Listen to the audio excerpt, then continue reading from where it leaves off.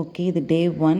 டே 1க்கான gift என்ன அப்படின்றத அவர் தான் செலக்ட் பண்ண போகிறாரு. ஸோ அந்த பீகான் பவுலில் இருக்க இதுலேருந்து டோக்கன் எடுக்கணும்.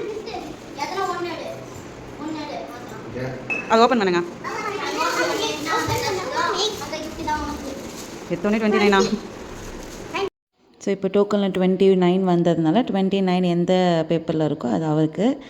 ஸோ ஒன்று சொல்ல மறந்துட்டேன், இது எல்லாமே வந்து ஹேண்ட்மேட் கிஃப்ட் எக்ஸப்ட் ஒன்று தவிர. இது எல்லாமே நாங்களே கையால் பண்ணது. இது வந்து ஒரு ஆரிகாமி டெடி பியர். ஸோ இதுக்கு நடுவில் ஒரு ஹார்ட்டை ஹோல்ட் பண்ணியிருக்கோம்.